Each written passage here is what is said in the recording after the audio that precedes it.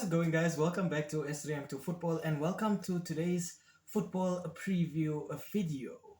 This week, we're looking at the Copa del Rey semi-finals in Spain. So please stick around for just a few minutes as I cover the fixture that is kicking off this Tuesday on the 25th of February that sees Barcelona host Atletico Madrid in their semi-final first leg.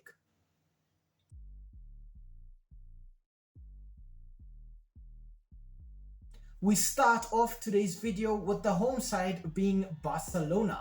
The last 5 fixtures for the Balugrana have ended in 5 wins.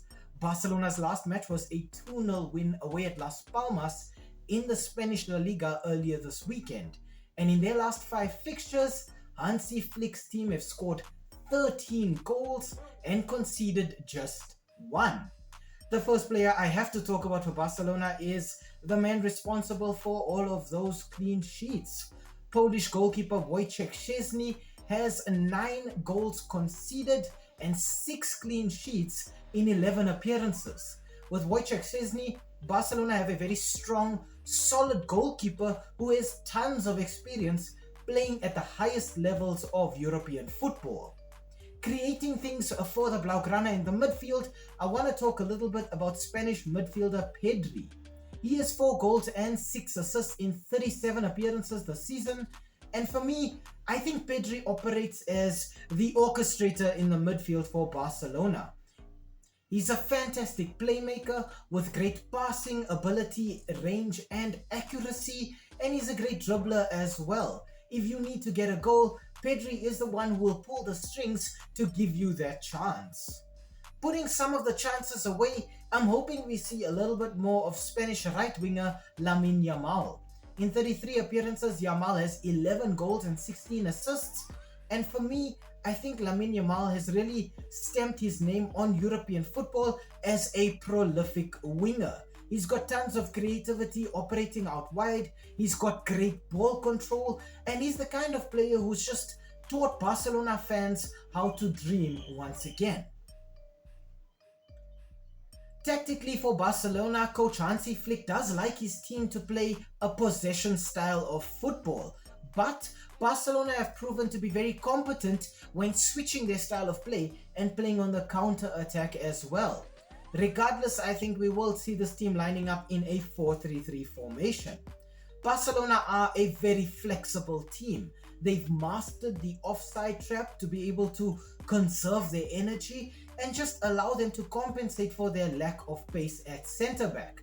Everybody is able to play both possession and counter-attack. Everybody knows how to move the ball efficiently and accurately. Everybody knows how to pass, how to move, how to create space, how to create chances, and how to score goals.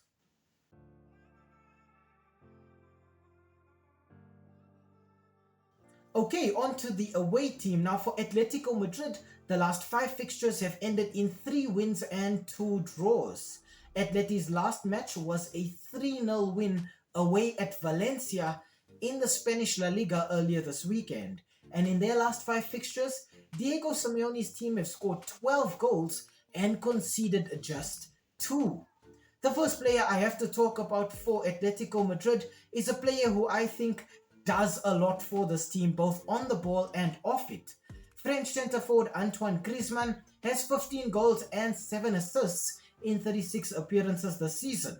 In Griezmann, I think Atletico Madrid have a forward player who's quick, who's creative, but who also works exceptionally hard for his team.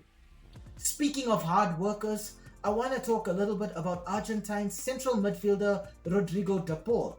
He has 3 goals and 7 assists in 35 appearances this season, but for me, Rodrigo de Paul is the destructive influence in midfield for Atleti. He's a physical player who has tons of aggression, but he helps them to just sort of inject a bit of control in their game. He wins the ball back and then just tries to transition and get his team to play on the counter as quickly as possible. Keeping things solid at the back for Atletico Madrid, I want to talk a bit about Slovenian goalkeeper Jan Oblak. In 32 appearances, Jan Oblak has 12 clean sheets, but he's conceded 28 goals. Jan Oblak is a very stable and reliable goalkeeper. He's got great reflexes, and I think he started the season off rather poorly, but we're seeing the best of Jan Oblak and his defensive ability now at the business end of the season for Atletico Madrid. Tactically, for Los Rojiblancos, coach Diego Simeone likes his team to play on the counter-attack. Atletico Madrid concentrate a lot on remaining defensively solid and then just springing the counter when their opposition least expect it. We have seen this team use the 4-4-2 formation to great effect this season, and I think it allows Atleti to then defend physically and aggressively in the midfield and then use the wingers and that strike duo up front to just constantly apply pressure. Speaking of the strike duo, Julian Alvarez and Antoine Griezmann have always been finding space this season, and with their pace, it's allowed Atleti to just play quicker and more efficiently when they're looking to attack on the break.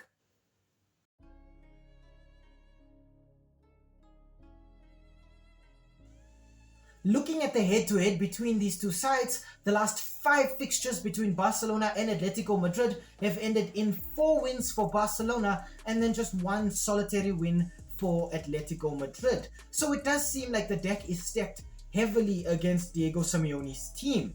In these last 5 fixtures, in terms of goal output though, Barcelona have scored 7 goals while Atletico Madrid have scored just 2. Those 2 goals did come in the reverse fixture in the La Liga in December, and they were the first 2 goals that Atleti were able to put past Barcelona in those last 5 fixtures. If we look at the recent form coming into this match, Barcelona have 1 goal more than Atletico Madrid and they've conceded 1 goal less. So it does look like even then, recent form in both this fixture and building up to this one, Barcelona look a lot stronger. Cup competitions are very different from the Spanish La Liga, but if we look at the La Liga table right now, it's literally just a point separating these 2 teams. And I think when we look at it from a cup competition perspective, it does kind of look like this is even Steven. Both teams have a 50-50 chance of getting through here, and they're both looking to capitalize on it.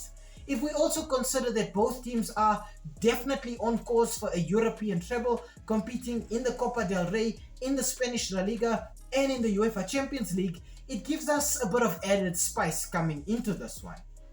Atletico Madrid have proven that they can be defensively very stubborn, but they know how to hit teams on the break very efficiently as well. I think knowing that Barcelona come into this one on the back of 5 back-to-back wins, while Atleti have had a bit of a speed bump in that one with those 2 draws, does again favor Barcelona. We couple that with the fact that since the turn of the year, and it's been 2025, Barcelona have yet to taste defeat in this year. Hansi Flick has also ensured that most of his players who've been very fragile coming into the season have sort of managed to stay clear of injuries. Players like Pedri, Gavi, Lamine Yamal and Robert Lewandowski have remained largely consistent and largely injury-free this season. I think if we also look at how Barcelona have managed to just adapt and grind out the results this season, it's very promising for fans of the Blaugrana. Atletico Madrid, on the other hand, have found a new dynamic up front with Antoine Griezmann and Julian Alvarez. Both of these players play a very similar style of football. They're both very quick, they're both looking to get space, but I think the difference is that Griezmann can create that space while he has the ball at his feet, and perhaps Julian Alvarez needs somebody else to take a bit of the attention off him when they have the ball so that he can just sneak around opposition lines. I think though, knowing that Barcelona against Las Palmas also proved that players can come off the bench and change the game for this team, I think it does give them a lot more confidence. For Atletico Madrid, we're seeing goals now from other players. The midfield, the defense, they're all contributing now, and it's not just as though this team is solely reliant on Griezmann and Alvarez. Nevertheless though, I do think Barcelona have just a little bit too much in the tank for this Atleti team.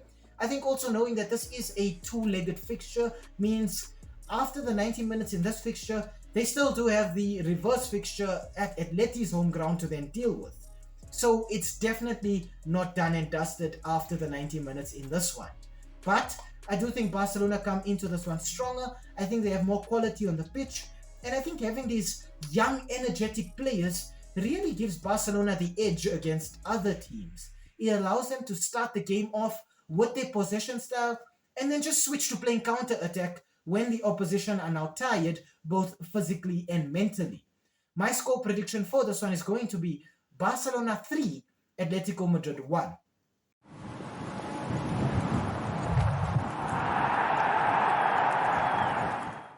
Hi, thank you for making it to the end of this video. We really appreciate the watch time and the fact that you took some time out of your day to spend it with us talking about the sport that we all love.